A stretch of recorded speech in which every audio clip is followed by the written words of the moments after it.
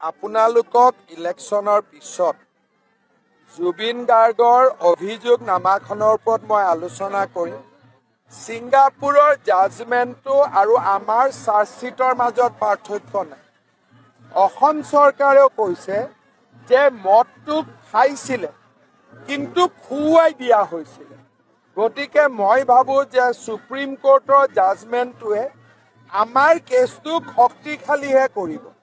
কাৰণ ছিংগাপুৰ কোৰ্টে ক'লে যে 380 ml তাত লিকাৰ পোৱা গৈছে।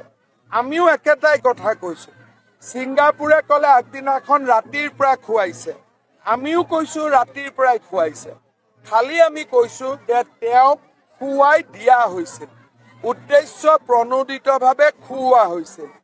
সেইকাৰণে মই প্ৰথমৰ পৰাই কৈছোঁ যে অসম পুলিচে ছিংগাপুৰতকৈও বেছি ভাল কাম কৰিব পাৰিব। সেইকাৰণে কোনোবাই কৈছিল যে অসম চৰকাৰে ছিংগাপুৰ যাব লাগিছিল। আজি যদি আমি ছিংগাপুৰ গ'লোহেঁতেন আমাৰ কি অৱস্থা হ'লহেঁতেন? আজি ইমান দিনে অখিল গগৈ, দুলু আহমেদ এইবিলাকে কি কৈ আছিল যে আমি ছিংগাপুৰ যাব লাগে। ছিংগাপুৰ গ'লে আমাৰ কি অৱস্থা হ'লহেঁতেন আজি? সেইকাৰণে আমি ৰাইট কাম যে কৰি আছিলোঁ, আজিৰ জাজমেণ্টটোৱে তাক প্ৰমাণ কৰিছে। আৰু আমাৰ কথাৰ লগত আৰু একো পাৰ্থক্য নাই। তেওঁলোকেও কৈছে ৰাতিৰ পৰাই মদ খুওৱা হৈছিল। আমিও কৈছোঁ যে অমৃত প্ৰভাই ৰাতিৰ পৰাই তেওঁক এটা ষড়যন্ত্ৰৰ আধাৰত মদ খুৱাইছিল। গতিকে আজি অন্ততঃ অসমৰ মানুহে বুজি পাব যে আমি যিমান চিনচিয়াৰলি কাম কৰিছোঁ ৰাজনীতিৰ পৰা দূৰত থাকি, ছিংগাপুৰত গ'লে সেই কেতিয়াও আমি নাপালোহেঁতেন। কিন্তু কিমান আমাক গালি পৰা হৈছিল, ছিংগাপুৰ কিয় যোৱা নাই, ছিংগাপুৰত কিয় যোৱা নাই। আমি জানিছিলোঁ যে বেংক একাউণ্ট ইয়াত, ষড়যন্ত্ৰ অসমত হৈছে, তাতে গৈ আমি কি কৰিম। আৰু আজি ছিংগাপুৰৰ জাজমেণ্টটোৱে প্ৰমাণ কৰিছে যে আমি ছিংগাপুৰত নোযোৱাটো কিমান ভাল।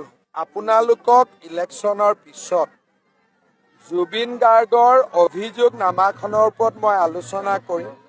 ছিংগাপুৰৰ জাজমেণ্টটো আৰু আমাৰ চাৰ্জশ্বিটৰ মাজত পাৰ্থক্য নাই। অসম চৰকাৰেও কৈছে যে মদটো খাইছিলে কিন্তু খুৱাই দিয়া হৈছিলে। গতিকে মই ভাবোঁ যে সুপ্ৰিম কোৰ্টৰ জাজমেণ্টটোৱে আমাৰ কেছটোক শক্তিশালীহে কৰিব।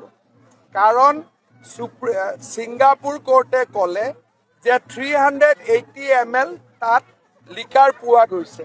আমিও একেটাই কথা কৈছোঁ। ছিংগাপুৰে ক'লে আগদিনাখন ৰাতিৰ পৰা খুৱাইছে, আমিও কৈছোঁ ৰাতিৰ পৰাই খুৱাইছে।